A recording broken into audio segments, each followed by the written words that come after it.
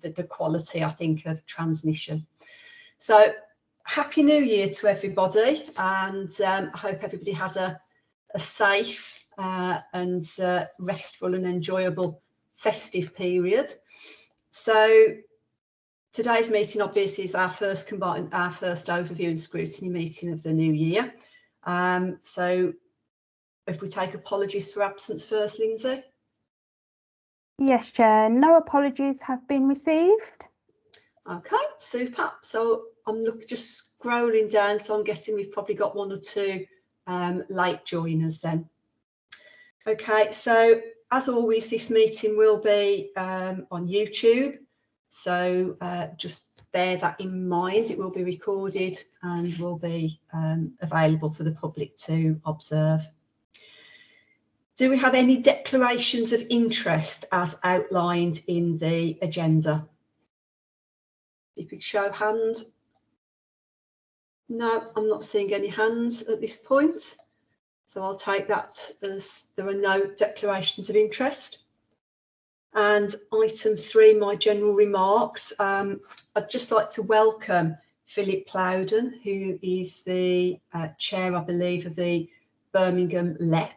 And I think it's a really important meeting, actually, Philip, that you've been able to join us for, because we've got taking the paper on air quality, which clearly from a LEP perspective, there may be a number of comments that you wish to add into that.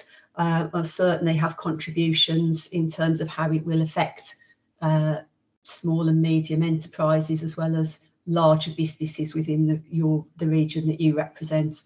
So welcome to today's meeting. Chair, thank you for that. If I can just make a minor correction, I'm not the chair of the LEP. I'm just representing the LEP at the moment while we look at our membership. So, but thank you anyway. Oh, I just gave you a promotion. Indeed. So welcome to today's meeting. Okay, we'll move on then. Item 4, we're going to take the minutes of the 8th of November and the 15th of November. So if I take the minutes of the 8th of November first, just for accuracy, followed by the 15th of December for accuracy, and then we will move on then to matters arising. So accuracy then for page 1 of the minutes, page 2, page 3, page 4, 5 and 6. So we accept that the minutes of the 8th of November were a true and accurate record. And then the minutes of the 15th of December, which of course was the budget Q&A with the Mayor. So again, for accuracy, page 7, page 8, page 9, page 10.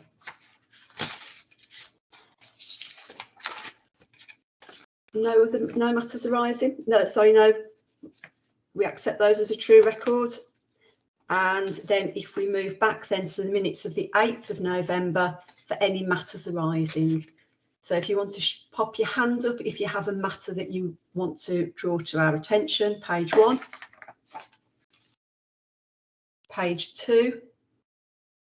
I have 2 items on page 2. So the first one is number 25, which was following Laura Shoaf's response to recommendations arising from the economic review of the Black Country, where both myself and Lisa would consider the recommendation to revisit the skills deep dive and report back. We're still thinking about the best way and most productive way to progress that, partly because we are due to have the outcome of the census this year, so from 2021.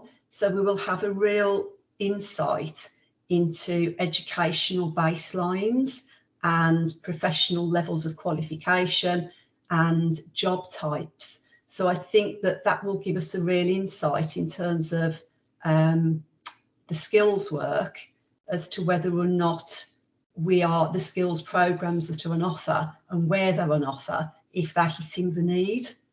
So we're still considering that because it might end up being pushed back into next year's municipal year for consideration. The other issue I've got to pick up was on number 26, which is on the governance review, progress update. And that's in the first paragraph, where it says that it's proposed that a report seeking the approval to establish an independent remuneration panel to review the scheme would be submitted to the CA board in January 2022. Now, I've seen the papers for this particular meeting and I don't see any report on the agenda that links to this particular commitment that we had. So I'm not sure whether Laura has any comment that she can make on that, or whether I just pick that up on Friday through with at the board meeting. Laura? I think Dan's got his hand up. Dan? Yes, I spoke to Satish before the meeting on this particular item, because I know it was reported back in November that there would be a report to January's CA board, and you're right, Chair, there isn't one on the agenda this time. Satish said it hasn't been able to progress the matter on the timescale that he originally thought in November, and he's going to provide an update to the CA board on Friday about that. But separately said he would speak to you, Chair, outside of the meeting before Friday. Okay. To explain that, but given that the intention towards the end of last year was to report in January, but it's not now been possible to do that, he wanted to update both yourself and the board on the reasoning for that. But it is work in progress. That's okay. I think it's fair to say it's taken a little longer than perhaps was thought towards the end of last year. Okay, thanks for that. So I'll speak to Satish then before Friday. Thank you. So any other matters arising then from page 3? From page 4? I've got a matter arising from page 4, and it is third paragraph from the top, where I'd on the aims and objectives, where I'd raised some additional questions around the One Public Estate programme. Now, Adam Hawksby was to report back on this. I've had a copy of a report, public land charter paper, which I've had sight of, which I have some additional questions that I would want to raise on that. Now, I'm not sure whether Councillor People, whether you've had sight of that public land charter paper through when you've attended Housing Board. Chair, I have to say I may or may not have taken it on board in the period before, so I can follow it up for you and send some comments through to you if you wish. Yes, please. Although, as I say, I've got some particular questions around it, so it might be that we need some further information from Gareth Bradford's team on that. Yeah, if you're happy, Chair, if I share any questions with you and then we combine those questions to them, because it may well be they'll overlap.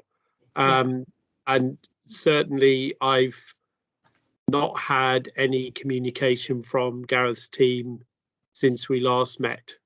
Okay. So that bit of it is definitely not a communication channel at the moment. Okay, thank you. That's lovely, thank you. So any other matters arising from page 4? And matters arising on page 5? And page 6? No? Okay, so we will then move on to the minutes of the 15th of December for any matters arising from that, from the Q&A. Page 7. Page 8. Page 9. And page 10. I think the only thing to draw attention to on page 10 is point 5.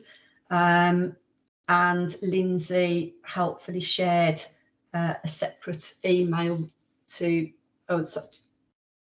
sorry, that was for the policy Q&A, not for the budgetary Q&A, but it did kind of link to that. So we did have an additional email around the delivery housing vehicle, which hopefully has put some clarity for people on that. So is there no matters arising at all from anybody else before we move on? No? Okay, lovely. So we then move on to item 6. That's the mayoral question time. Response from the Mayor to recommendations presented to the CA Board on the 19th. So that's the policy Q&A. Do I have any comments or anything anybody wishes to raise on item 6? So that's pages 11 to 13.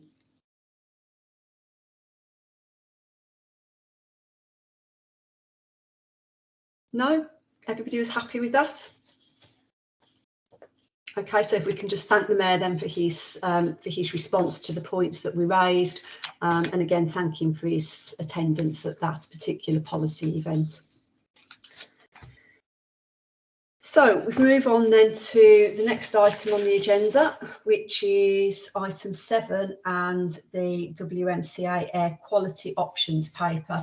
As you'll remember, this was going to be presented to us last year.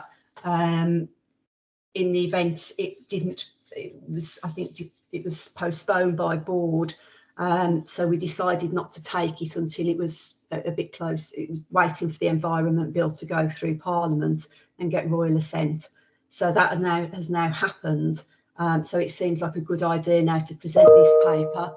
We do have the opportunity today to input into it because it is a piece of pre-decision scrutiny. It isn't going to board until February's meeting. So from that point of view, it's a really helpful timing.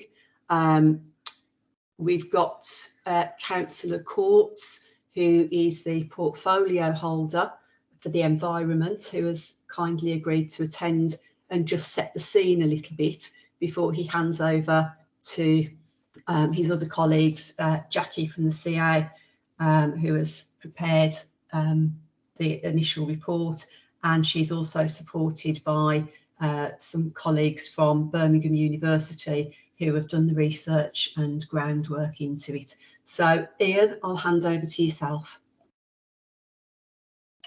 Thank you very much, Chairman, for that introduction. And as your members have already heard, I'm the prequel, is it, to Jackie's presentation. So I'm just going to introduce this basically.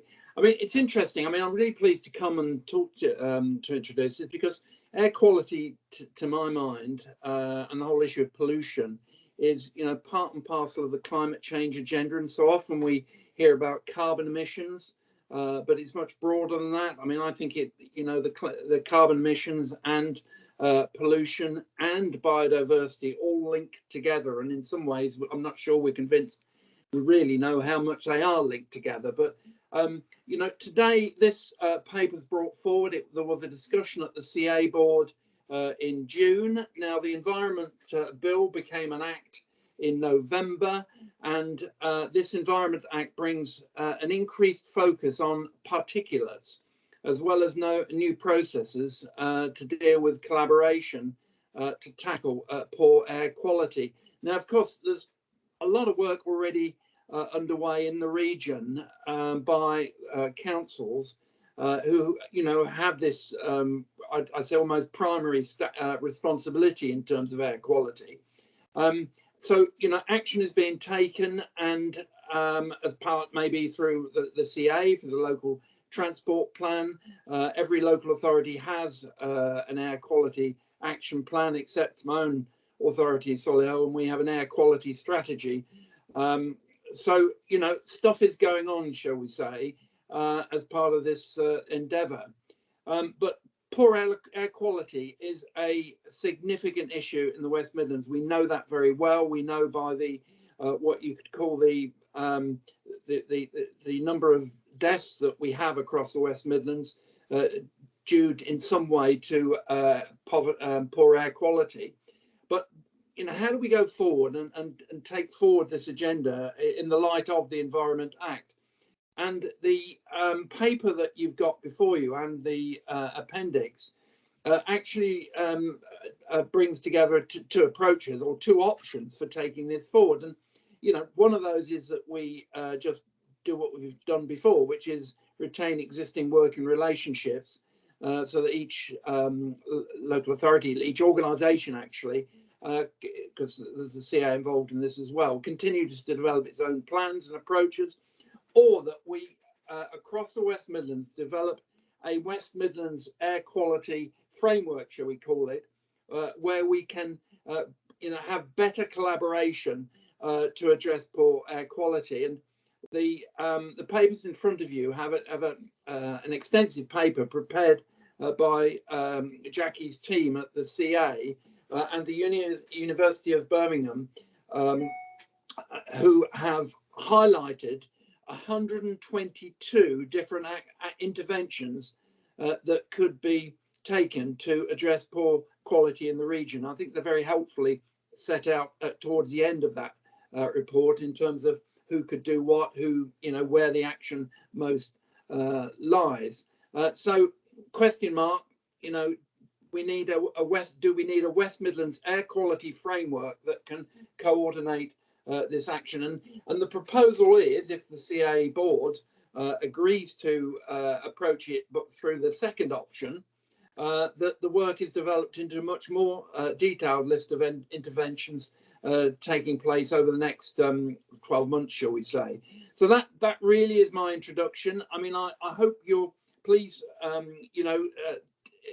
well, take this discussion in the best way, because I personally, I've gone through the documents. There are so many ways where we duplicate in the public sector in terms of the way we approach things. If you take a typical example, one of those is in comms and communications, where, you know, each local authority does a lot of work in terms of its own communications activity, but there's reference, for instance, to a clean air day. Well, how good would it be if things like that and many others could be taken on a regional basis, and indeed, we could avoid duplication. So I'm pausing there. I'm leaving it. I'm going to hand over to Jackie now for her to pick up with her presentation. Jackie, thank you.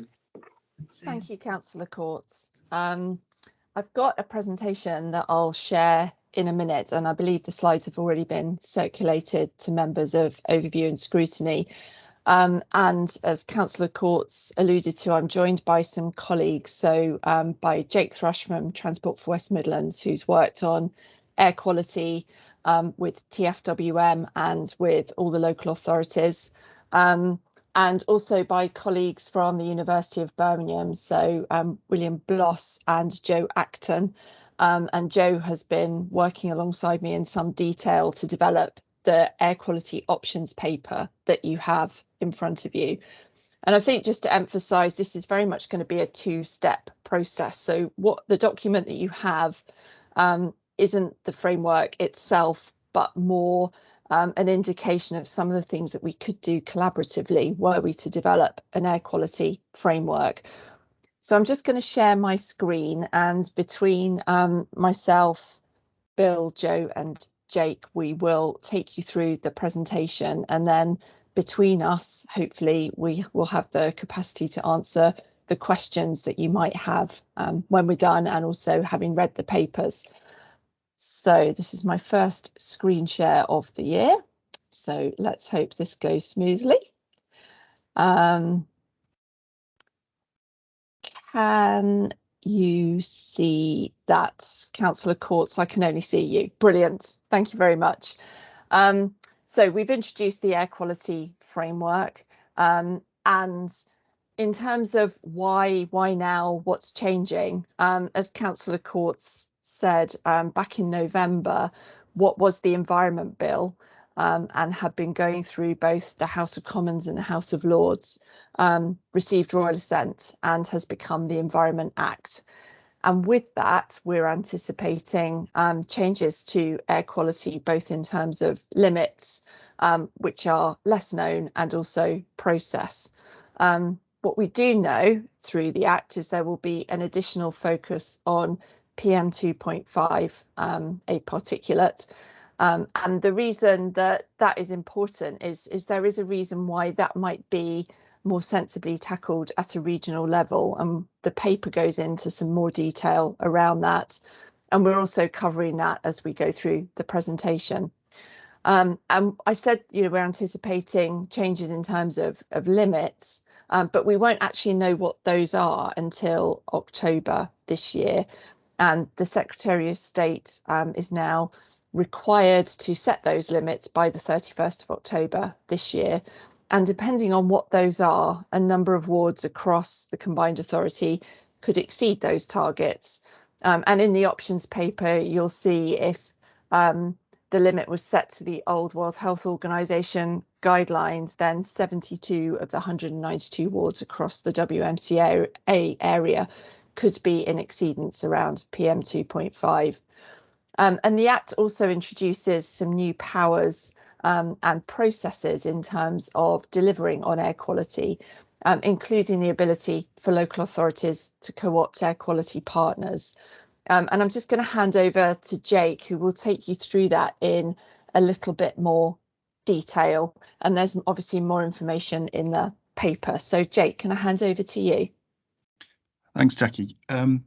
Yeah, the Environment Act, I think it sort of puts on a more formal basis the work between local authorities and combined authorities with air quality.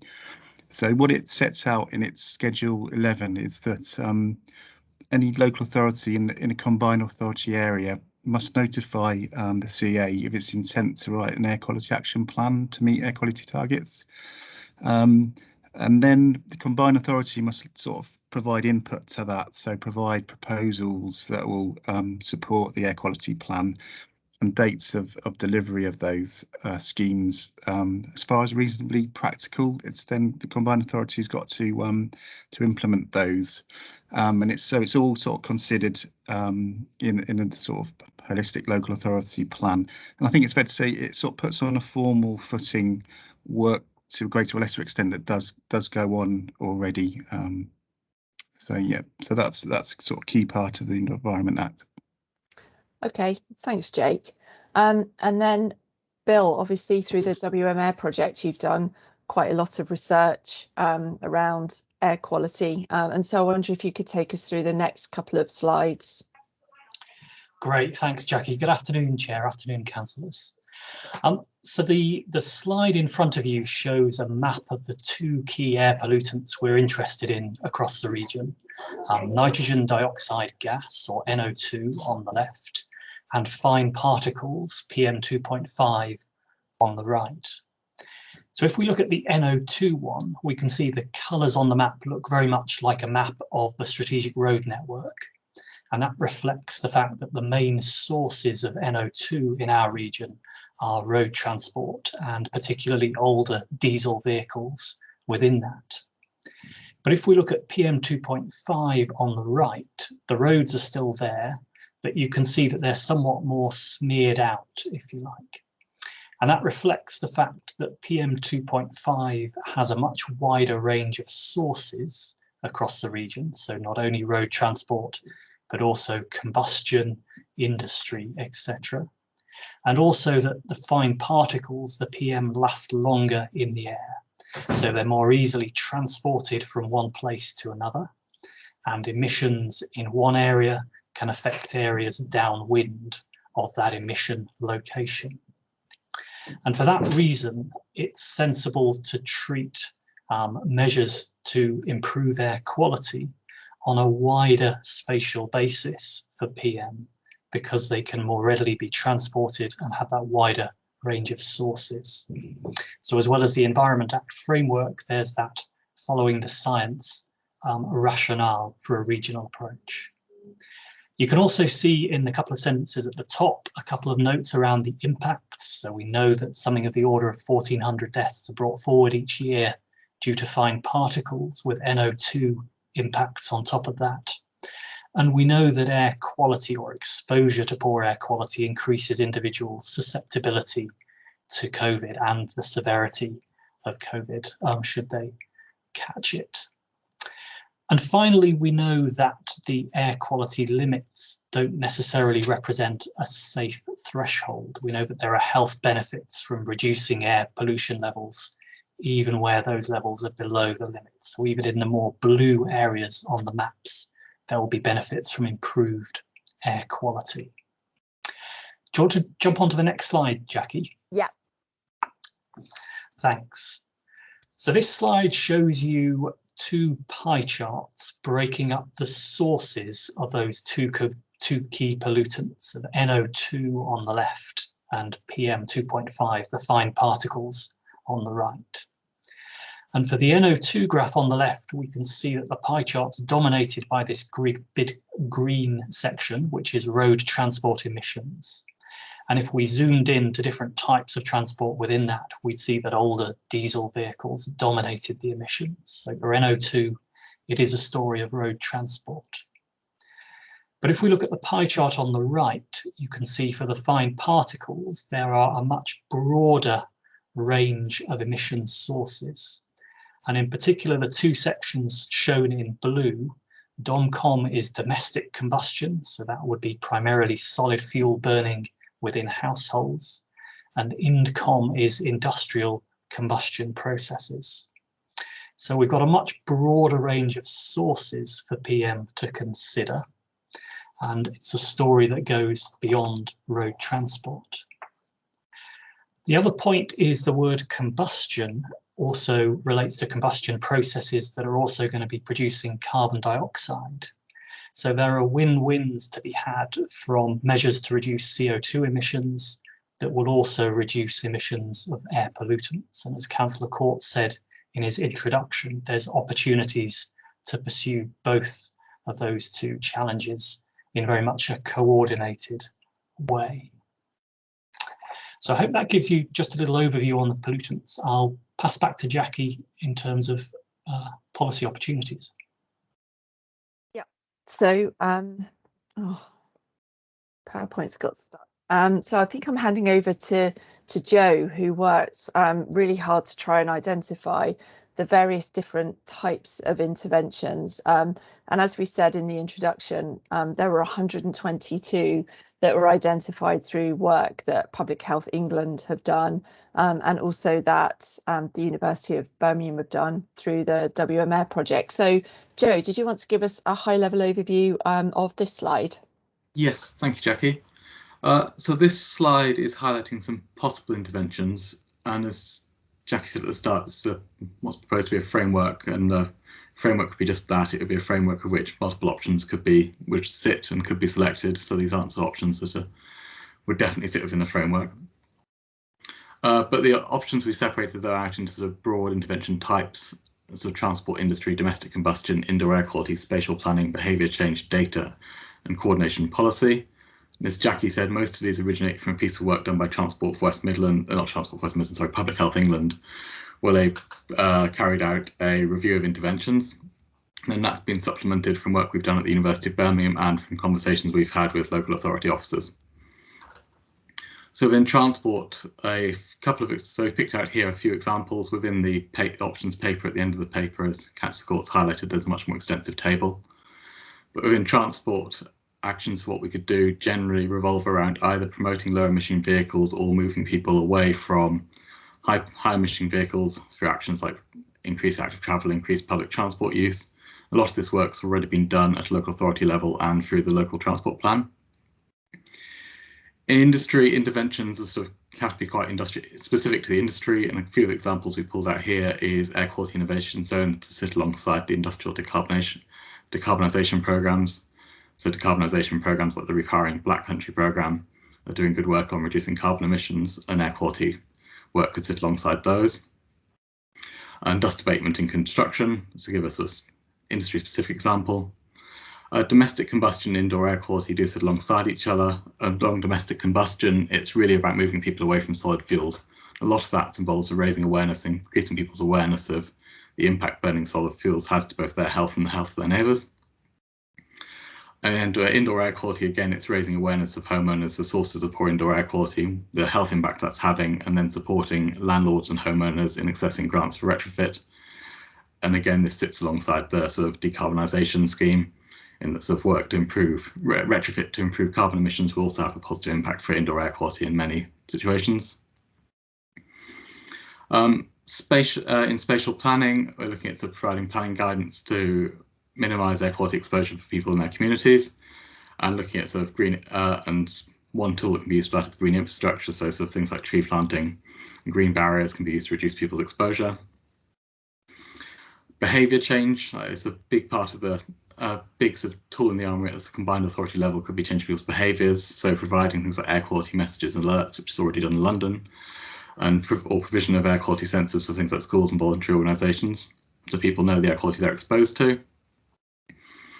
And then looking at data, and this is something that was raised by a lot of local authority officers, it was data store and a joint source of air quality data across the West Midlands, and looking at metrics to capture the co-benefits from net zero actions and policies to reduce health inequalities. As Councillor Courts highlighted at the start, so air quality does sit alongside a lot of other environmental challenges, and a lot of actions that are already being proposed and undertaken to improve the environment in many ways will have air quality benefits.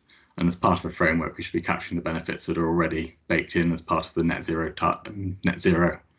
targets, for example, and to know what impact that will have on air quality, so future plans can be planning for knowing what the future environment is going to look like.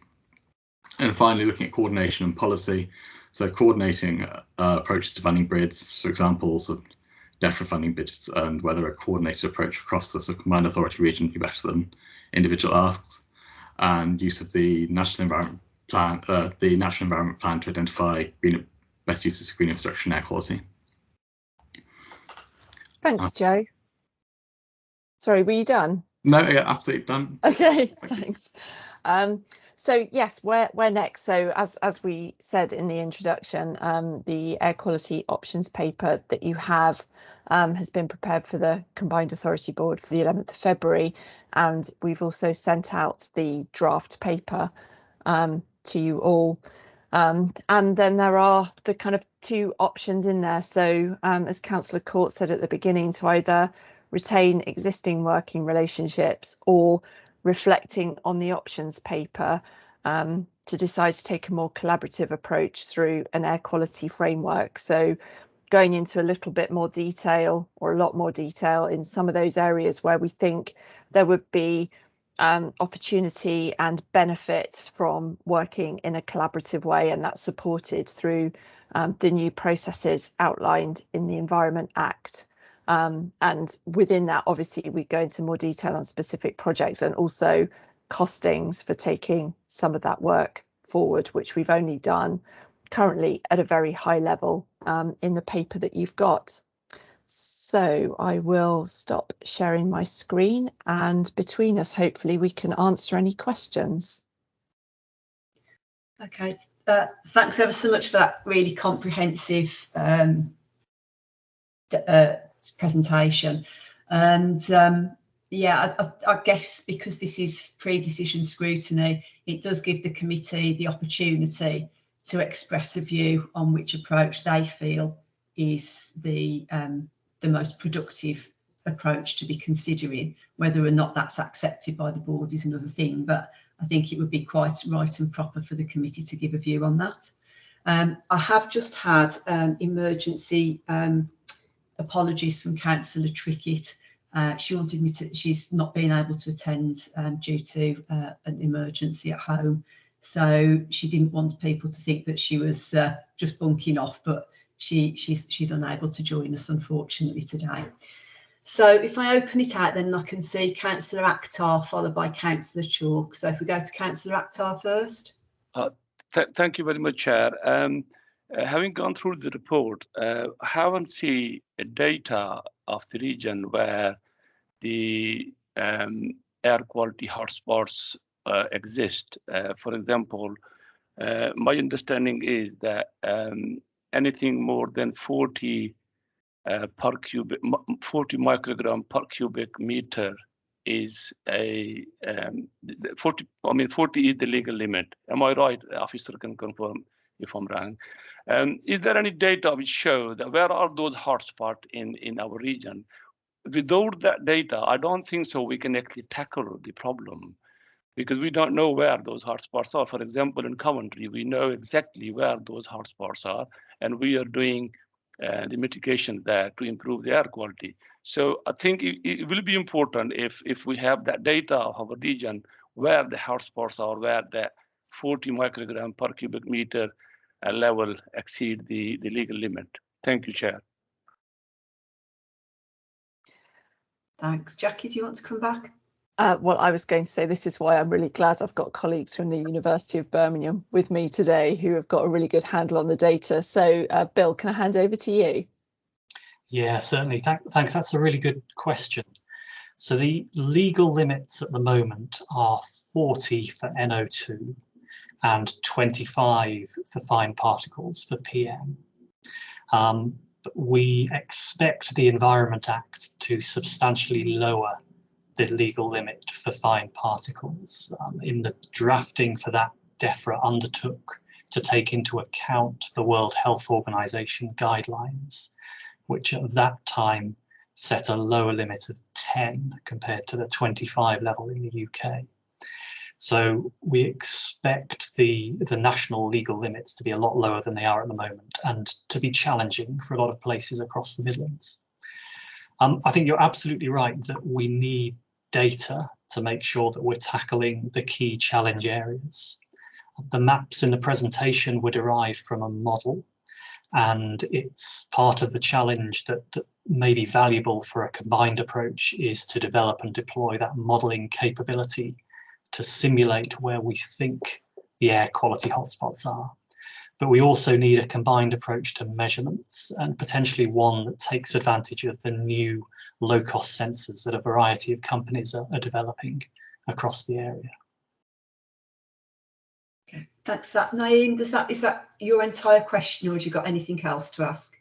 That's it really, Chair, but I would suggest the officer work closely with the local authorities to gather that data, because without that data, I don't think so we can actually do anything here. We don't know where the hotspots are. Thank you, Chair.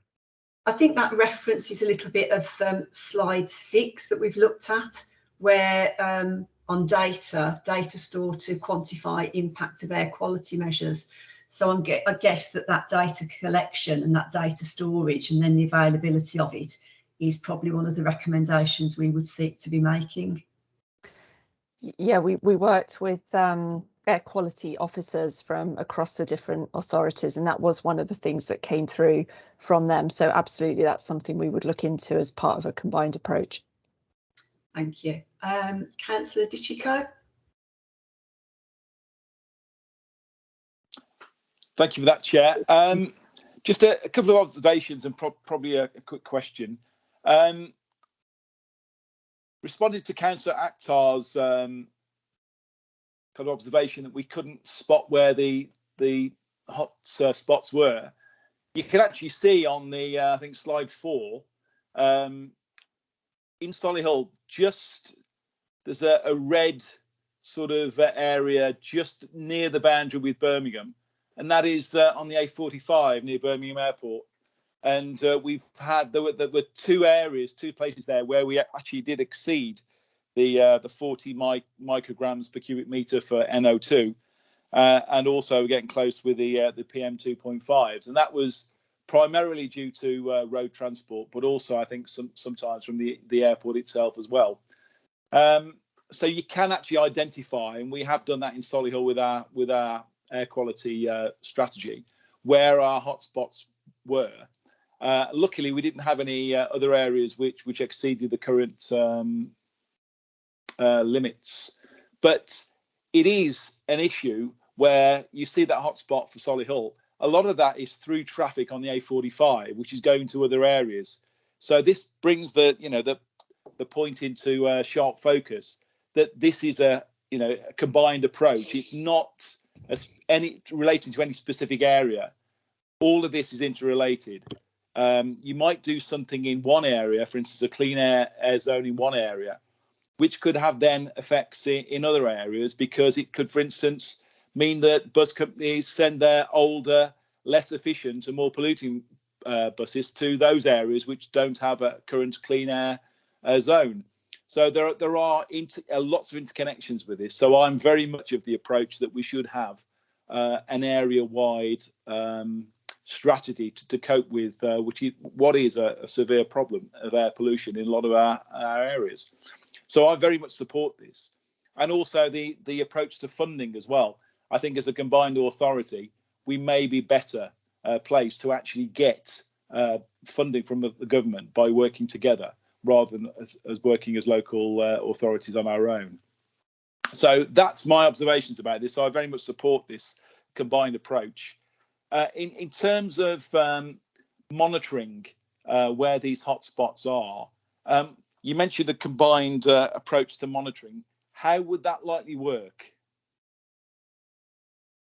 I think that's to the guy from Birmingham University, I think.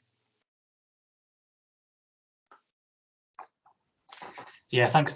That's a good question. I mean, I'm slightly loath to say it should work in manner X or manner Y. I think the ingredients should be a common approach to measuring PM in the different local authorities so that the data we get are interchangeable.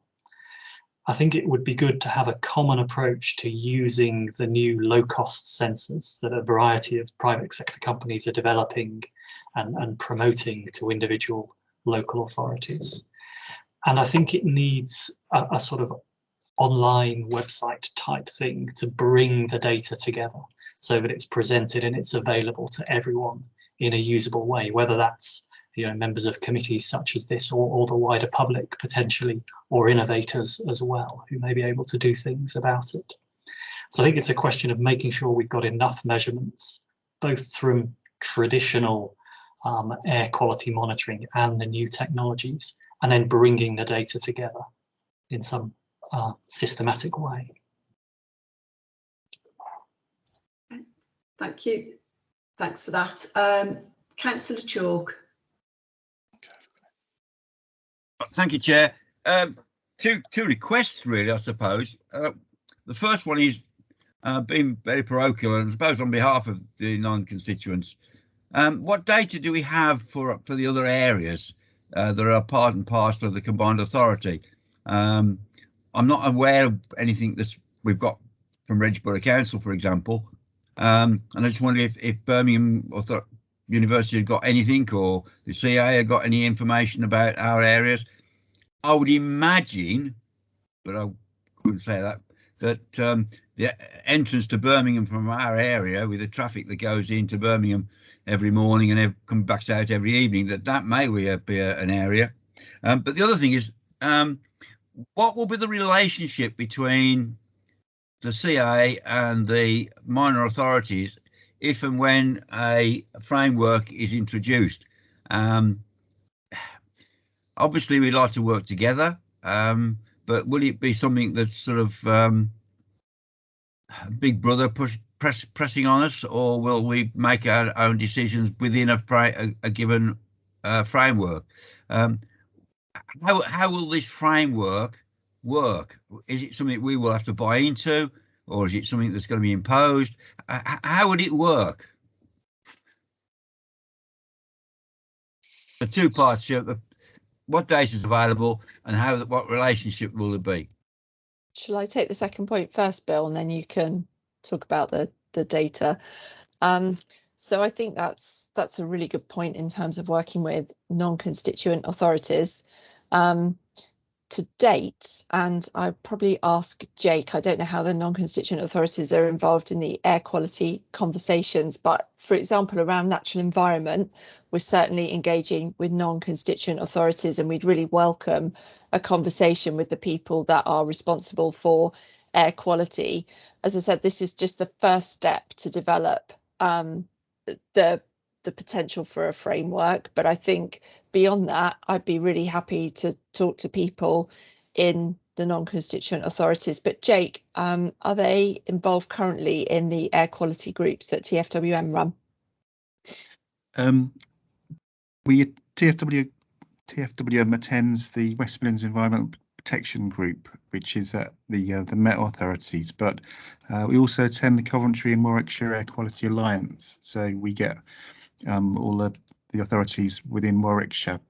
I think it's an evolved approach that's been happening in the last few years. So in some ways, it'd be good to get a more sort of methodical sort of framework in place, so that there is more engagement with perhaps some of the non-constituent authorities where there's been less involvement, such as the Coventry and Warwickshire Alliance. Thanks, Jake. And I think it also will be really important to understand which interventions lend themselves to working across which geographies as well, which would be part of the next step in terms of a more detailed approach. Yeah, Chair, sorry, if I may, I'll pass on Jackie's details to our portfolio holder for environment, and perhaps they can get to chat and have a conversation over a phone call or something. Thank you. Absolutely. Bill, do you know the answer to the data question? I mean, I can comment. A couple of comments is there are a smattering of measurement stations in the sort of surrounding constituent authorities, but a much lower coverage than within the sort of West Midlands 7 LA regions themselves. There are also a small number of national monitoring stations run by DEFRA, but we're talking about a handful altogether. What we do have is quite a good data set on emissions from transport and from other sources, which lets us calculate what's happening and influencing the air coming into the region. So there is that side of it available as well. Okay, thanks for that. And Councillor Lumby. Oh, sorry, just a second before I bring you in, Nigel. I've got Joe Acton who's indicating. Just to add to Bill's last comment, where air quality management areas exist outside the combined authority area, which are in quite a few of the local authority areas, there are annual reviews published of the air quality by local authority officers, which will be mainly based on diffusion tube monitoring, but there is data that exists there and will be published annually. Thanks for the clarification. And back to Nigel. Okay, thank you. It's just the definitions of the two options, really, because the way it's sold is the first one's very much a stay as you are sort of thing, whereas what's been given in the presentation today, the Air Quality Act, which sets out and mandates new sharing actions, and local authorities sort of get involved with the plan and then effectively tell the CA, or make sure the CA takes action on that. So it sounds as though it's not stay as we are, because of the Act, it's very much moved on as an option. Would I be right in saying that? Yeah, and I think what we didn't want to do was preempt what people might want to do. So we've engaged quite a lot with local authority officers who seem very keen to be more proactive, and I think that's what we're trying to do in terms of establishing a framework, is be proactive around the requirements that are going to come through the Environment Act, and be collaborative in that regard from the outset. So that's really what we're putting forward in terms of the options paper here, that we could all continue to work in our silos and use the Environment Act as and when necessary. But what we thought would be perhaps a preferred way forward would be to be more proactive in developing that relationship around the different interventions. See, I don't necessarily think it's interesting, your language working in silos, is that if you go by what the Act requires the local authorities and the combined authorities to do, it's a moving on from the so you seem to be selling option 2 but downplaying option 1 as the revised new Mark 2. Secondly, though, and it follows on, the collaborative framework in the second option will always come down to money. It was alluded to by a councillor before, is whoever is part of this framework has then either got to dictate spending on policies back down to local authorities, or get local authorities to get buy-in. Otherwise, it's just not going to happen. Yeah. So the problem with this collaborative framework is it's either got to have money or punch to achieve the objectives. Otherwise, it'll just go back down to silos, and then they decide which part they like or which part they can afford. Yeah, and I think the idea is that if we collaborate as a group, then actually that might be a greater voice in terms of securing resources, in order to put some of those interventions in place. What we don't currently have is a detailed breakdown of the costings of all those interventions, and that would be part of the second step of this process. But either through joint procurements or collaborating around bids and grants into DEFRA, then that was part of the, I suppose, some of the benefits of working under a collaborative framework.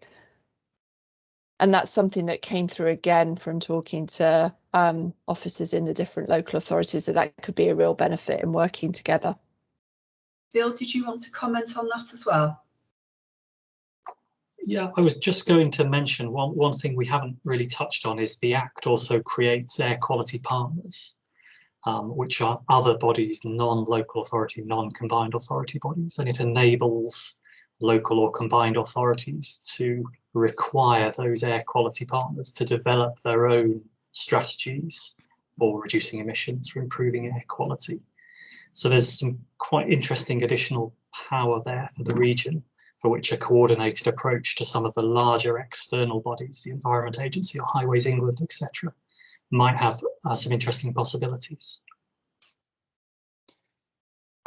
One last little thing then, because Jackie just said it, is effectively you've got to create the framework, or rather the board have got to agree the framework before you then do further work to see how much it's going to cost. That seems a little bit... I think it's an in principle agreement that this is a good way forward, and then obviously we will look at some of the costings. So there's no onus on people in terms of contributing to the particular costings. It's the in principle agreement that a framework would be a good way to work, and then we will then go and get the detail on costings and where we might be able to finance some of the different options that come through that. Just before I move on to site to Councillor People, I can see Ian Courts who's raised his hand. Ian, do you want to comment on that item particularly? Well, yes, because I think it's been a very interesting and helpful discussion. I mean, to me, collaboration here is blindingly obvious. I just mentioned the point about comms, but Councillor Tasico mentioned the very valid point about, you know, some of us have a lot of regional transport going through. So things like Transport for West Midlands, and the role of the CA in transport is really vital in all of these areas. But I mean, I think probably I sense an element of why you're asking whether there should be collaboration. And I think there's also a sensitivity, certainly from my point of view, that not everything that we've done on the environmental front in the CA has necessarily been seen, you know, as being, you know, it's local authorities who do this, not you. So I think there's an element of what I've encouraged the team here to do is to make sure that what we're doing this, you know, because frankly, it needs to be done, but also to be helpful to individual local authorities who at the end of the day have carried and will continue to carry significant air quality issues. So, I mean, to me, there is only one way to go forward, and that's the one of collaboration. And the Environmental Act makes this absolutely clear. But you know, we want to do this in partnership. That's the point. I think that's all I would say. And I'm encouraged by what everyone said here. It really is helpful. Thank you. Councillor People. Thanks, Chair.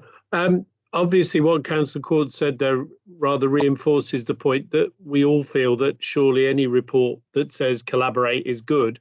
I think reading the Environment Act, it's probably important to stress collaboration, because you could read the Environment Act as the Wmca will start going around all the local authorities saying, give me your plan by this date. And, you know, so in that sense, the idea of Andy as big brother probably is good to play down. And I think you're right to emphasise that. I thought Tony's point earlier on about displacement activity is really important, because we're at the other end of the sphere from Solihull. So we're at the northern end, feeding onto the M42, and we will, you know, if suddenly everybody relocated their dirty diesels up to our end, just because Tony introduced a clean Solihull Act, then we would not gain anything for the people of the West Midlands. So utterly agree that it has to be about collaboration. Otherwise, we just push the dirty stuff into the other areas. And I think we've seen that in London, where the original creation of a clean air zone with boundaries led to people behaving outside that boundary in a different way. And you've had to extend it in order to get people to take the fuller point on board. With regard to what was said earlier about what Redditch, I would love to take these figures to our ISG committee, which deals with safety and transport and infrastructure. However, the first thing they'd say to me is there's nothing there on Tamworth. And I think there is a slight issue, Chair, in that if we're going to have CA strategies, we either need to decide that it includes the non-constituents, or that we don't bother and we're not really part of you and you don't really care about us. Because I think if we keep getting slides presented that ignore the non-constituents, then the reaction, if I took this to a local committee, would be, oh yeah, typical, we're only bothered about the Mets. So I do, well, and I know that's not true, Ian. I'm just saying that the difficulty when you go to people for whom, you know, one part of Tamworth is their focus in life and the centre of the universe, then it's really hard to explain to them that Tamworth doesn't feature on the map. We do have one high hotspot area which had been monitored for the last 7 years, which is one junction on one major road running through the town, which is thoroughly inadequate. And I would very much welcome the CA saying to us, you know, are you really addressing all the key issues in your area? For example, at the moment, junction 10 on the M42 is not a hotspot area. Well, I can't imagine that William or any of his academic colleagues is going to tell me that junction 10 of the M42 isn't an issue with regard to particulates, particularly now that they've built houses within hundreds of yards of it. And that's been the issue in the past. Oh, well, there's nobody lives near enough to it. But actually hundreds of houses have been built, mainly to accommodate people coming from Birmingham and other areas that are more expensive. You know, they are literally within sight of the junction now. And a lot of people are paying quite a lot of money for houses that are very close to a busy junction. So, and the industrial area by the junction has doubled in size in the last 5 years.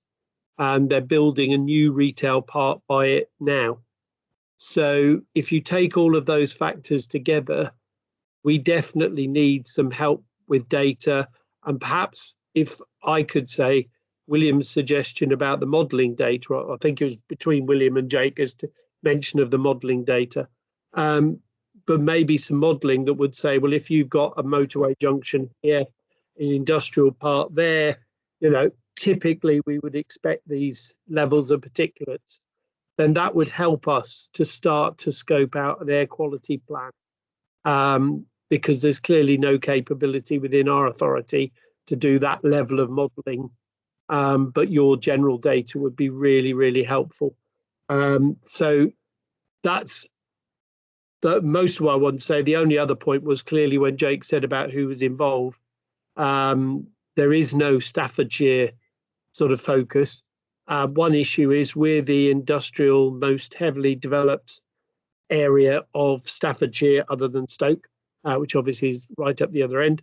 So, you know, if you take air quality as an issue for us, it's going to be very different in the bigger boroughs like Lichfield, which are not bigger population-wise in Staffordshire, but which cover more area.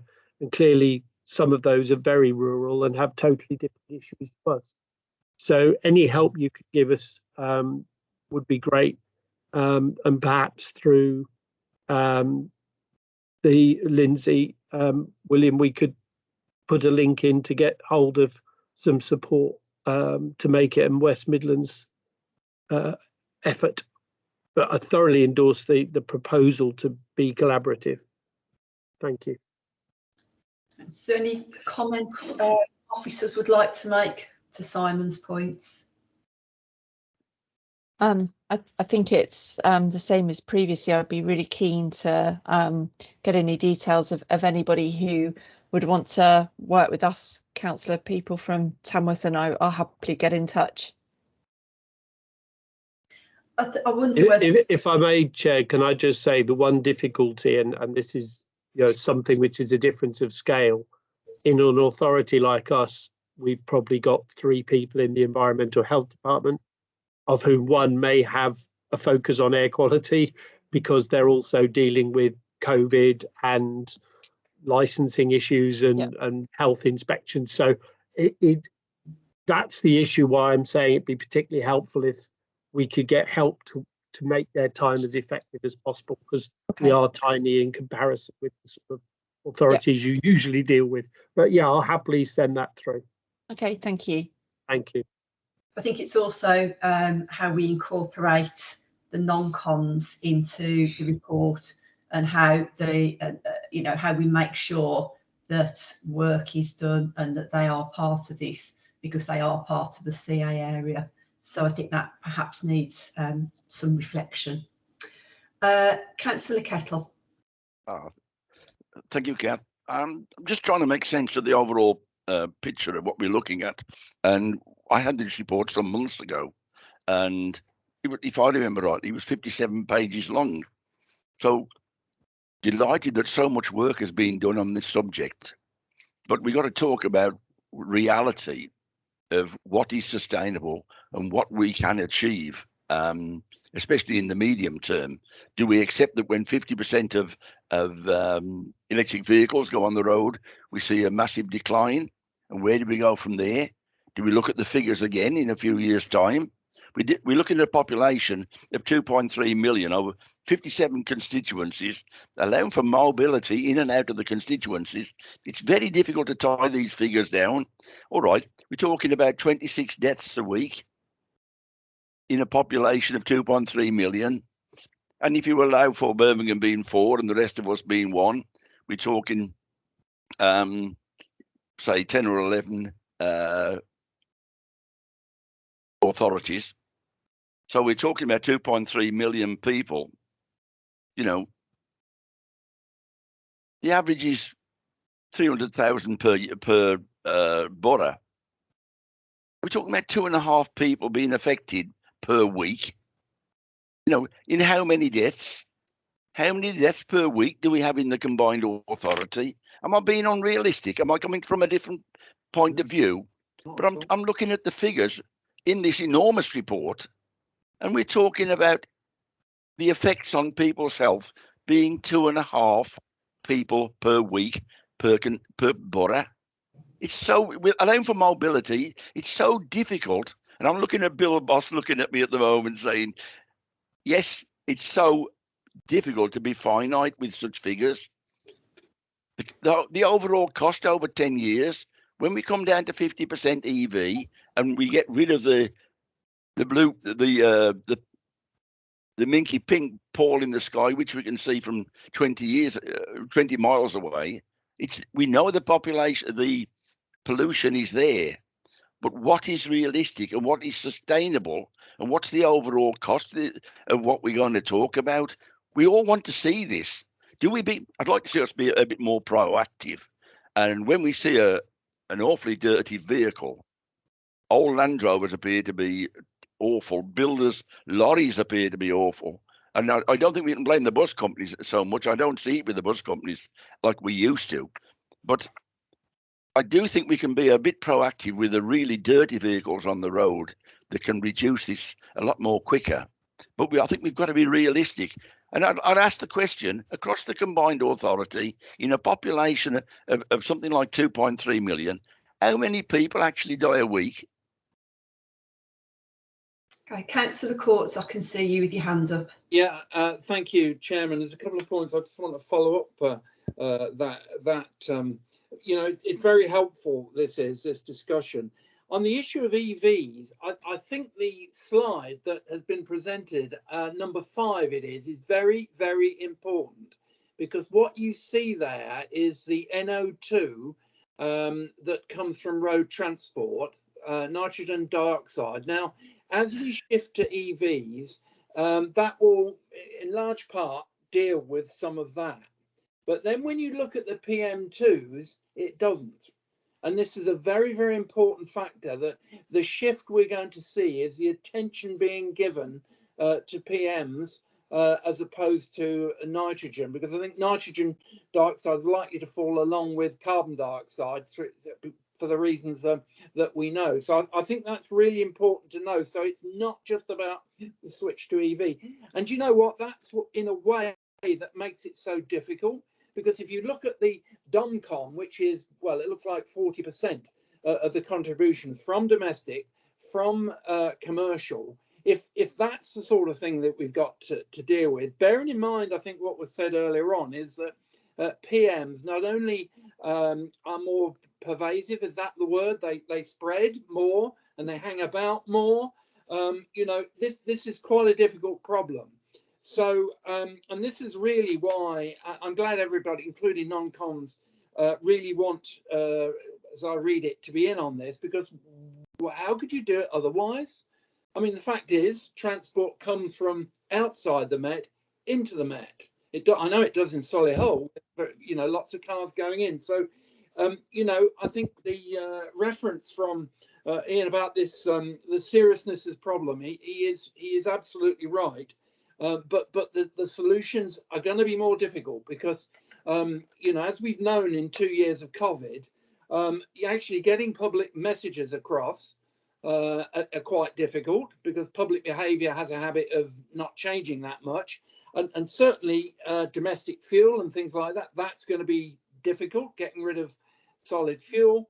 And then, of course, the commercial side, well, that could be business and jobs. So that needs a bit of thought. So, and COVID itself has introduced new factors.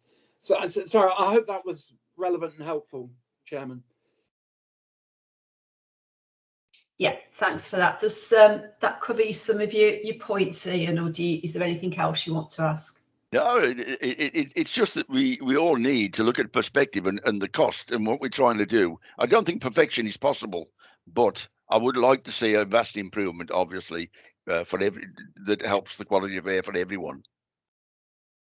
Okay, so Councillor Clement's next. Thanks, Kathy. Yeah, and I just wanted to say thanks to Bill and Jackie and everyone who's worked on this report, because like a few others, I got to see this some months ago in the air quality working group, and it's, you know, really impressive piece of work, and, you know, really good learning process for us councillors to read it and understand the context. And I have to say, I couldn't really disagree more with what Ian Kettle's just said, but I don't want to get into a political debate about that. But the reason why the government forced Birmingham to take action with the clean air zone is that, you know, 900 premature deaths, which can be attributed to poor air quality in the city, and lots of other people, primarily in some of our most deprived neighbourhoods, living with years of, you know, respiratory disease. So it's a public health emergency, and so I'm going to cite some of the cliches, but if we could see the pollution, you know, we would be taking much more radical action on this. You know, so, you know, in Birmingham, city fathers in the 19th century took action on sewage and poor housing, and this is a crisis of the, you know, of the same proportion. So I just think that anything that we, you know, is urgent, and at the moment we're all focused on COVID, but we can't, you know, we can't ignore air quality. I've got a couple of questions then and an observation. The first question is, in terms of the targets that the government will set in the autumn, do you anticipate them being the new WHO targets, you know, for both nitrogen dioxide and particulate matter? The second question is on slide 3, where you talk about the notification that comes in as a requirement under this act, you know, so the council's notifying the CA and vice versa. How does that move us on from the concurrent powers that the CA already had but has chosen not to use in the last 4 years? And then the final observation for me is that I absolutely understand, you know, if you like, the scientific argument for having combined action on this, and the fact that particulate matter isn't just going to stay in one council area, it's not going to stay within the borders. But for me, you know, the real, you know, assessment that I'd use is combined action by the CA going to add value to what councils can do on their own? Because based on some of the comments here, I wouldn't want to sign up to something which was effectively lowest common denominator and would stop councils that want to take more radical action taking radical action. Because as far as I'm concerned, yes, you know, the Act shifts the focus onto particulate matter, but we mustn't forget the NO2. So that the real focus on road transport, all the active travel measures, but also a real push to improve our public transport offer. And I've been slightly concerned in the discussion about the expectations and probably the level of optimism about what can be achieved through electric vehicles. I think they're really important. They're really important for our manufacturing sector in the region as well. But I think the real challenge that we've got in the conurbation is to take vehicles off the road. And that's not a popular thing to say, but I think it's actually the reality. So sorry to go on a bit there, but I think that we do need to actually be clear about what we're trying to achieve here across the region. Thanks very much. Jackie, are you going to take Lizzie's questions? I think the first one I would defer to Bill, and then probably if I ask Joe about the concurrent powers, because I think that links probably to some of the work on transport, and I can pick up the last one if that's okay. Yeah. Yeah, thanks. So the first question I think was around the target. So the Environment Act requires a new target on PM, so there definitely will be one. I'm confident that it will be tighter than the current target. How much so remains the question. What is the level of ambition set from Westminster in that target? The target setting process required the government to take account of the WHO target, but not necessarily to follow it. So I suspect it may not be as far-reaching as the updated WHO levels for PM. But I think the other thing that we think is probably likely to happen is both a target as an absolute limit that should not be exceeded, and a target to reduce the average population exposure to PM. So something called the population exposure reduction.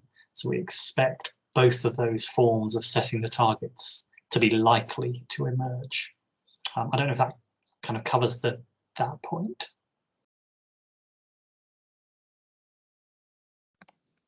Liz, does that cover that particular point for you? Yeah, no, that's that's very helpful, because it suggests that there might be some point in continuing the lobby, to press the government to take the more drastic action and to actually adopt the WHO targets. But yeah, but thanks very much, Bill. Jake, can we move on to you? Yeah, with the issue about the concurrent powers that exist, I think the thinking was that if there was a need for a cross-boundary clean air zone, then that provided for that possibility to happen by the combined authority have those powers. But in practice, with air quality over the last few years, it's been led by local authorities, and then combined authorities like sort of added value with some regional work. So I think this new legislation, it's almost like a sort of fresh chapter, and it formalises the engagement between local authorities and the combined authority. And I think where things like with the bus fleets, the Transport for West Midlands as part of the combined authority, we've put our bids on behalf of the West Midlands.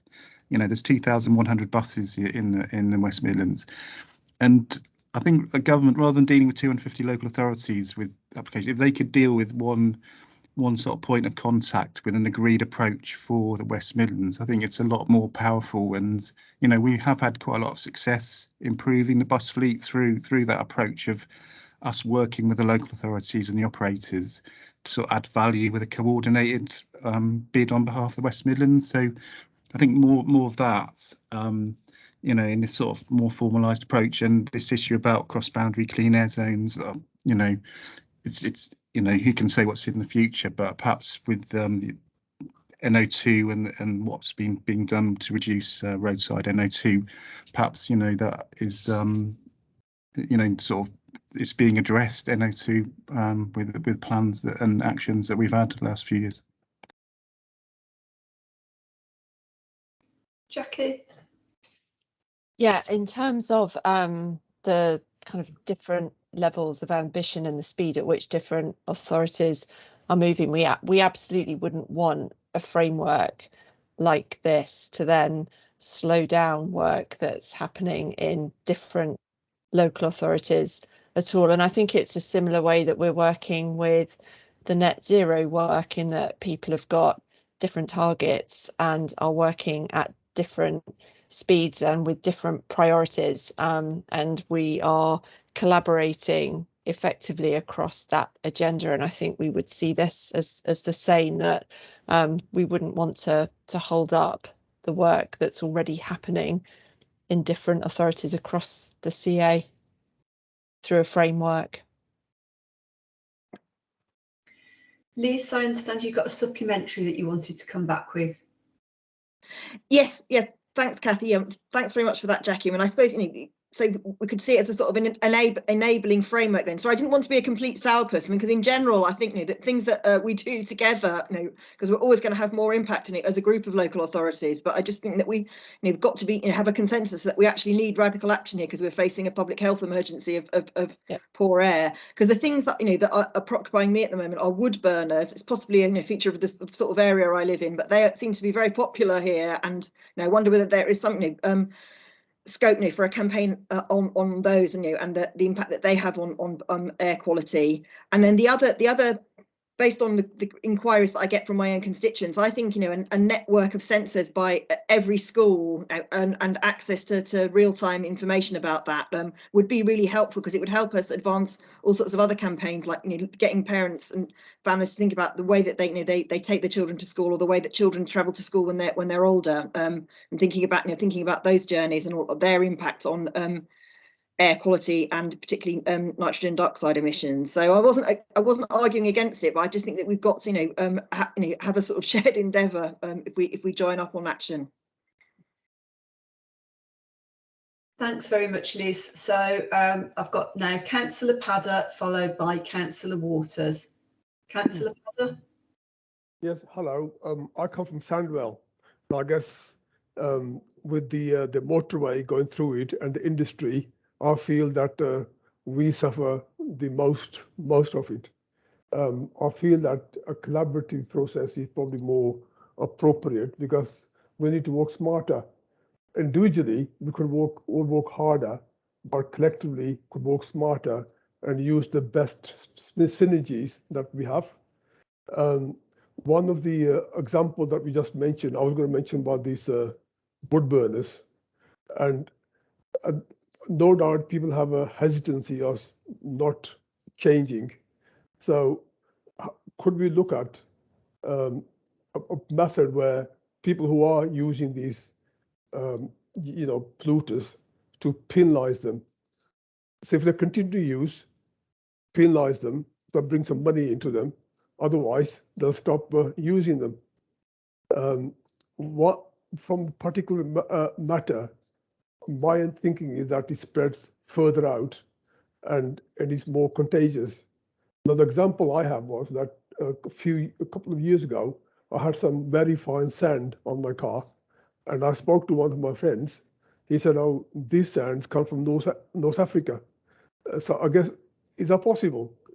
Sand from North Africa could land here in the UK. If that's the case, then we seriously need to look at what we're doing. Thank you. Who's going to pick up that? Bill? Yes, shall I take the last bit? That's a really good point, actually, really interesting point. So without trying to get too technical, within the particulate matter, one of the key factors is how big the particles are. And the ones that are most harmful to our health are the smallest particles. The 2.5 billion PM2.5 says they're 2.5 micrometers in diameter, which is about a 40th of the diameter of a human hair. And so that's a lot smaller than the particles we see around that we would call dust, etc. And the dust on cars was indeed from Saharan desert dust, but those grains were much larger and wouldn't have posed a significant health risk. They basically have got stuck in our nose and our upper airways rather than being inhaled into our lungs. So you're absolutely right about that happening, but it's a slightly different thing from the very finest particles from combustion that are the key air pollutant from a health perspective. Okay, Thank you. And just going to Councillor Padder's first point around any financial enforcement that can be taken against people using wood burners, I think was his example. Is there any capacity for that within current legislation? I don't know within current legislation. I would think enforcement is something that sits with local authorities. But I think what we could do through a piece of work like this, has already been suggested, is around, for example, a combined approach to a behaviour change campaign, where rather than 7 or bringing in the non-constituent authorities, many more separate messages, that actually how can we effectively collaborate around a single message to people around changing behaviour in that regard. But Joe, were you going to say something about the enforcement point? Thanks, Jackie. Yeah, a little bit on the enforcement point is that enforcement is possible within smoke control areas, which much of the West Midlands have in place, but that doesn't prohibit wood burning stoves. I believe it just controls what fuel you burn in them. So enforcement's tricky because you've got to prove someone's burning a prohibited fuel.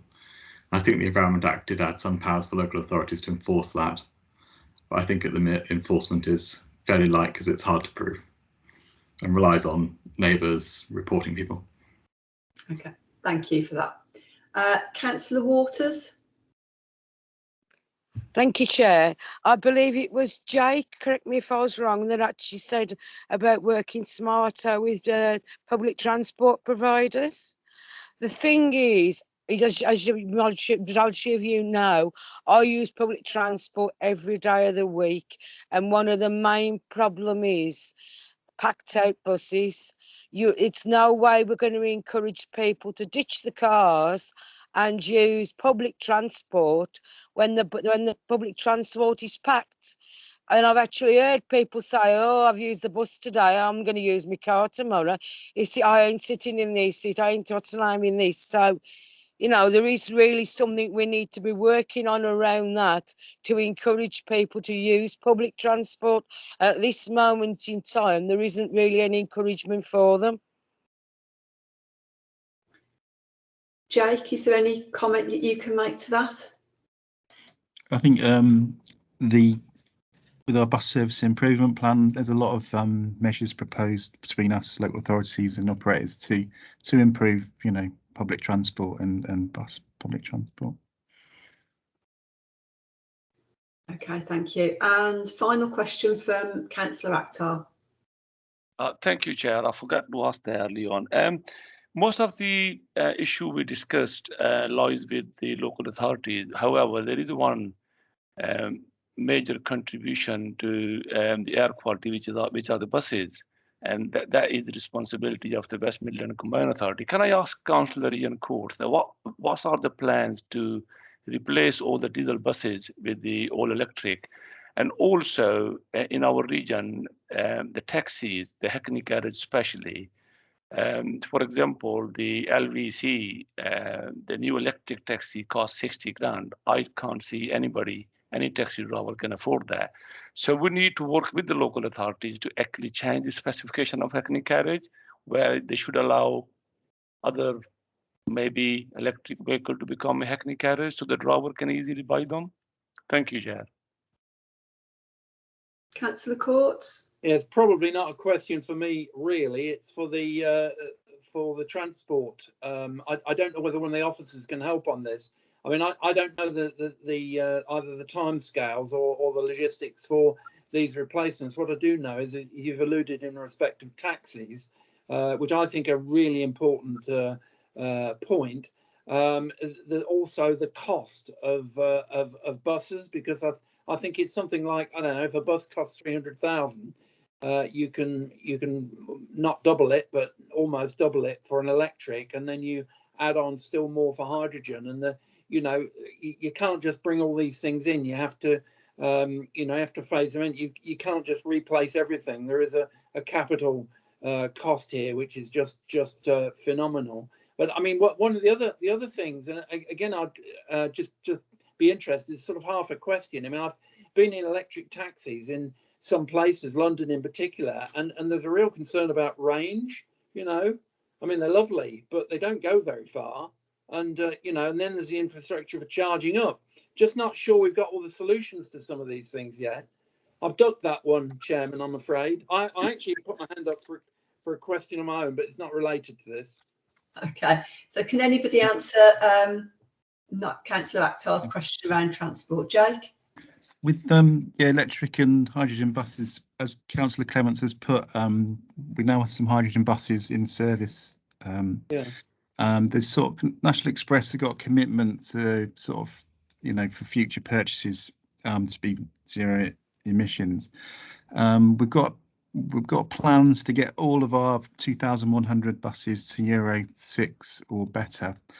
We've got the Coventry all electric bus city progressing. We did put in a bid, I think one of the largest bids to the Zebra funds to government for I think it's about 240 electric buses. That wasn't successful, but there will be future rounds of this. And this is the thing, that there's always going to be future rounds of funding that we don't know, you know, at the moment. And if we can have a really good system of regional working, you know, and show delivery, that is always looks good for government. So you know, sort of regional coordination of bids can just sort of accelerate plans to improve the bus fleet to zero emission standards. Thank you. And Councillor Courts.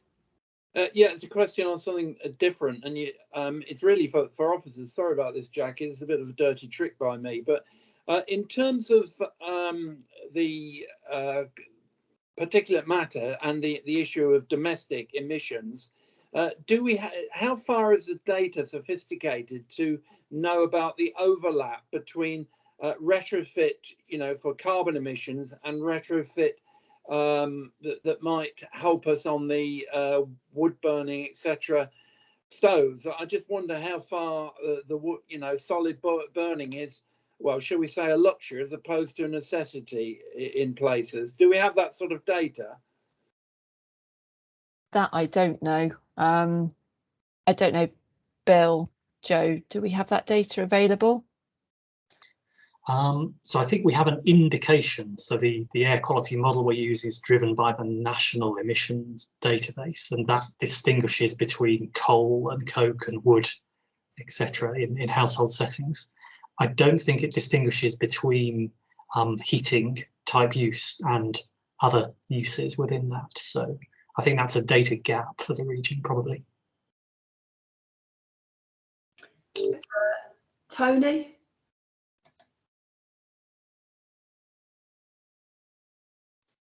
Yeah, sorry, I was going to come in at that point. I don't know whether I can actually help the discussion, but will those figures there for domestic consumption include gas, the burning of natural gas? Because obviously that's going to be phased out, or the plan is, and to replace that with other forms of heating, such as heat pumps, electric heat pumps, and potentially hydrogen in the future. So that should bring down that the level of not NO2 and other sort of emissions from gas central heating.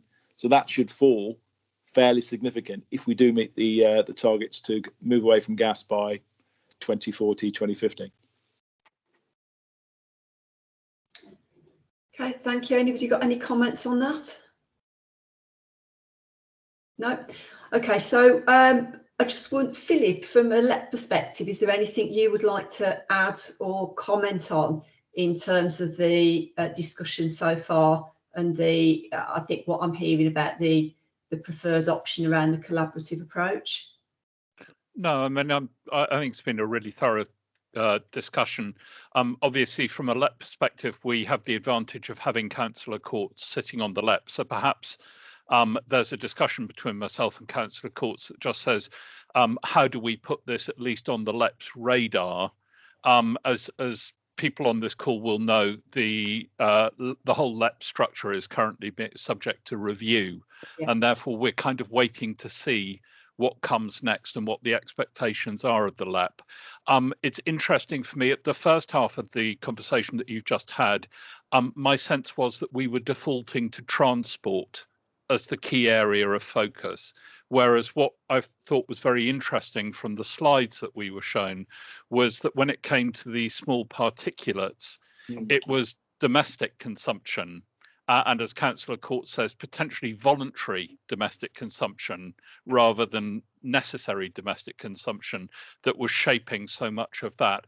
I was a little bit shocked by the paucity of data that was available, because the only point I would make into this meeting is that if we don't have good data on monitoring, then we won't know, regardless of which steps are taken, we won't know which ones are succeeding or not, because we simply will not have sufficiently close measuring. So I thought a very thorough debate, and hopefully one that will contribute to the thinking of the WMCA on this one. And from a LEP perspective, I'll pick it up with Councillor Courts to see what it is that we should do to get this onto the board agenda there. Thank you. Thank you. Thanks very much for that. So I've not got any other hands showing. There's just a question I'd like to raise before we sum up, and that's around I've seen sort of some of the local authorities, the headlines of their action plans, and some of them refer to tying the planning into air action plans.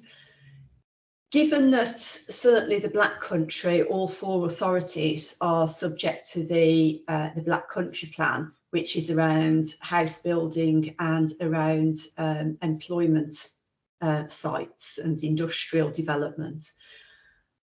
What role is there, or is there a role for the combined authority, maybe as an influencer? I don't know whether it's that, but how do we make sure that all of the local authorities are coming from the same perspective in how we tie planning into the mitigators that we expect from developers?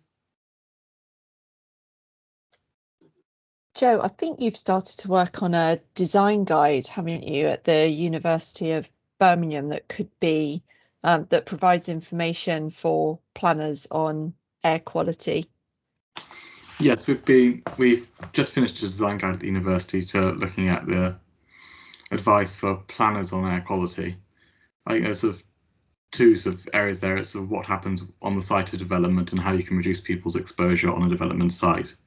And there's where you cite which developments with the look at sort of broader regional air quality and what you want to put where. But our design guide looking at sort of how to reduce exposure on a site has just been finished and is publicly available now. And there is probably a role for the combined authority in guidance and raising awareness within the planning process on what can be done and what mitigation measures work. For me, that's really important. As I say, being part of the 4 authorities that are going to be subject to significant development now in 2039, I think it's absolutely critical that guidance is there, and to understand the role of the CA within that. Councillor Courts? Yeah, thank you, Chairman. It's an interesting point you've raised there. I mean, personally, I think I made this point many times that in planning policy terms, climate change is really not up there as far as it should be. I mean, if you want to, I mean, we've had our own local plan inquiry, and we get challenged by developers who say, well, national guidance does not require that. I think this is one of those cases where, I mean, local authorities are very precious about their planning powers and sovereignty of, and they wouldn't want to have stuff imposed upon them from, say, the CA. But I think there is a role for tougher planning policy guidelines, for the simple reason that, what happens is if you impose these things, then it gets fed eventually into the land price. And it can feature through. So I would certainly advocate stronger, planning powers wherever we can. Okay, thank you for that. That gives me some reassurance that there is more that we can do. Okay, so to sum up then, and I think that's been a really thorough debate, and I think we've asked some really helpful questions. I think it's been really, I think it's been extremely thorough and extremely useful. What I'm hearing is that overall we support the collaborative approach, but I'm also picking up that there needs to be a particularly or a more urgent concentration around data storage and around data collation and availability. Bill raised a couple of times about the availability or the common approach to the use of low-cost sensors. So maybe that needs to be reflected, as does, I think, we need to reflect in the paper the important role that the non-cons play within the region and the impact upon them. And also to support the common ability to campaign with one message across the entire region. So that unless anybody's got anything else that they just want to feed in, I can see Councillor Fowler has popped his hand up. Those are my observations. So Councillor Fowler. Thank you, Chair. Apologies, my computer's been phasing in and out, so I've been missing some of what has been said. Yes, I would certainly as well concur what has been said, and especially about the non-coms.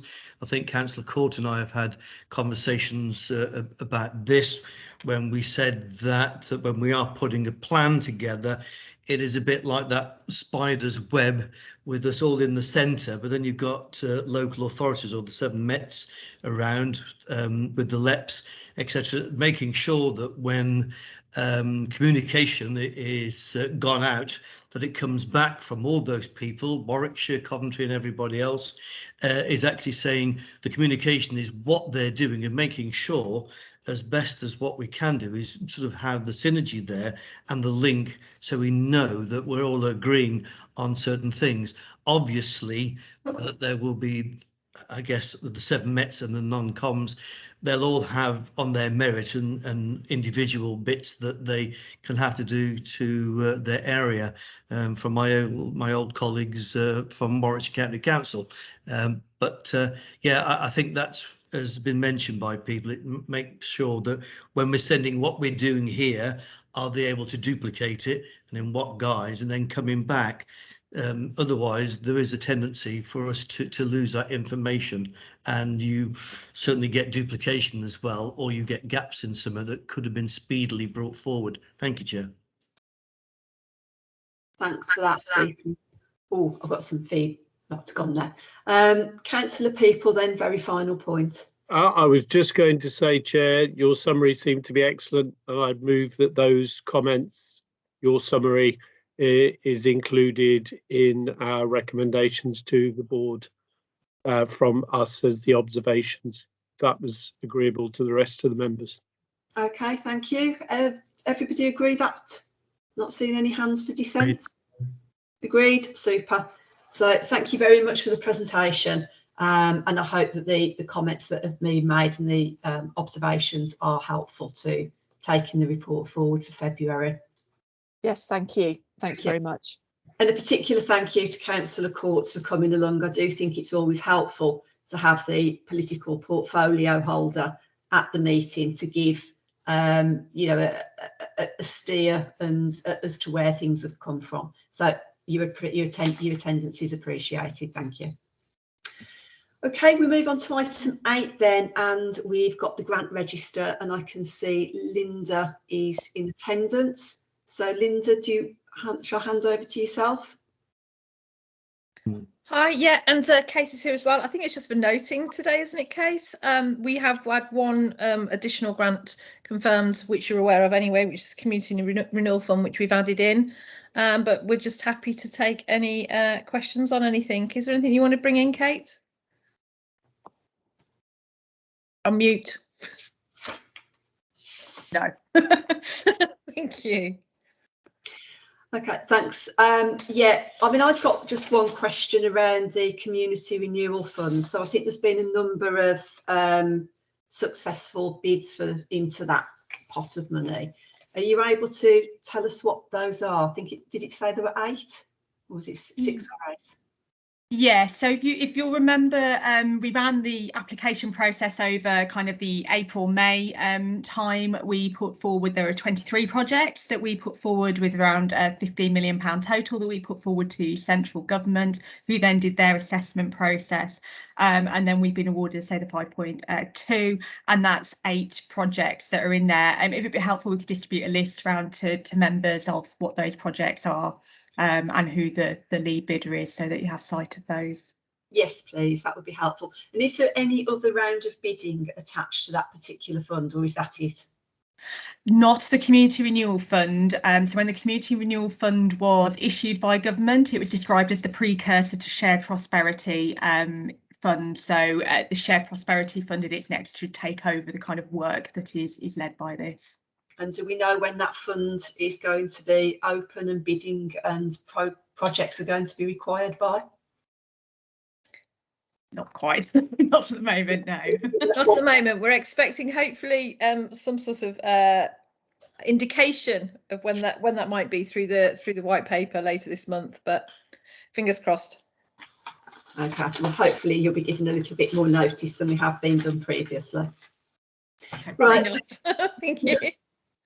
Anybody else got any comments on the grant register? No? Okay, thanks ever so much for that, but it would be useful to have sight of who those projects are.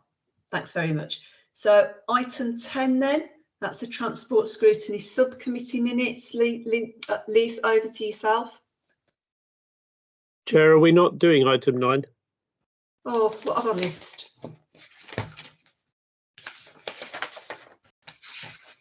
You're muted, Simon. Sorry, I was ready to come in on item 9 because it was the scrutiny progress. Why can't I find item 9? So I've got item 8. The Scrutiny Champions update, Chair. Ah, sorry. It's a verbal That's right. If you want to take 10 first, I'm quite happy, but I just didn't want to not answer to the item as it went. Sorry, I didn't mean to. No, not at all. Chair, if I may come in, if I may, because I've got to leave in just a moment, unfortunately. Right. You first then, Peter. Thank you. Well, I'm going to just really say there's going to be very little for me to add, because on this particular one, you've had the chairman of our Environmental and Energy Board, Ian Court. So I think he's gone possibly through an awful lot, although I have to say I didn't miss the first part of it because of the problems I was having trying to join. I don't know whether that Ian mentioned about our visit to Tyseley, because that was a very informative. We were taken around part of the site, and it's a shame I didn't get the chance to go up and see the waste burning from energy from waste, but yeah, there was a number of different companies that were there, and we found it actually very, very informative of the Tyseley, but I still think there may be a bit of some concern with the future of the Tyseley plant from environmentalists, but I'm sure that will come to the fore in due course. So apart from that, that was the main one that we did at our last meeting before Christmas, was the visit to Tyseley. The only bit that I did notice from that, and maybe it's because of the work that's being done on the dual carriageway out there, but I would imagine even with those works, is that we were to meet in a building, which we did, but when we got there, I found myself sandwiched between waste vehicles, because they're all waiting to go into the energy from waste. And I think there was a lot of vehicles which have their engines running, which I didn't think was pretty good. But it's a comment that I should say, why is it, although they said it only happens once a month, but there was a right queue of people waiting to go to the energy from waste plant, which I thought, well, personally, I just thought maybe is there any better coordination there to just step it out? Because I just say there was just a pile of vehicles all waiting to go in, and I think I had to wait there for about 40 minutes before I finally got in into the building that I was heading for. But that's just an aside. But I will ask Tyseley what actions, if anything they could do from that. Thank you, Chair. Thanks for your update. And Simon, on to yourself. Thank you, Chair. First of all, with regard to the Housing and Land Board, there's a meeting next week, and you mentioned earlier on the One Public Estate strategy. I have two main concerns. One, like all these strategies, it talks about everybody working together, which on the surface is entirely laudable. But I am concerned that it doesn't take account of the differing needs of different public bodies. So we had a case locally recently where the council, both county and borough councils and the police all had a involvement in one site, one adjoining buildings. The police sold theirs off because of their funding model to the best bidder, and the two councils are still discussing what to do with their bit because their needs are not based on capital, they're based on revenue. So I do think we need to unpick how attainable some of the strategy is, whilst it looks good on paper. But the other thing is there's no specific commitment to what the developers would be asked to do. So it says, encourage all public authorities to work with the private sector and the private sector to work with them. But it doesn't say to develop more affordable housing, to deliver more affordable or even social housing, heaven forbid. It just says to work together, but on that basis, they could work together to produce a new shopping mall. So I do think there's a lack of levelling up taken from a general statement at the beginning into the detail of what it would actually do for a local area. So those are questions I'd like to raise in advance of and at the meeting next week, if members feel that they're valid. And I know you've got some questions, and if they don't exactly tie in with yours, then you can tell me those and I'll raise those as well, if that's agreeable. Afraid you're muted, Chair. I'll drop you, that's perfect. I'll drop you an email because I have got a couple of concerns. I only had sight of the paper this morning, so I want to have another look at it. But I do have some concerns. One being particularly around, we talked at the presentation actually when Adam Hawksby was giving us the presentation around public engagement and public consultation. Now, these are predominantly going to be public assets, whether it be land that's the asset or the building, but where's the public in shaping this strategy? So that's one of my big concerns, but I'll drop you an email and then you can pick those up.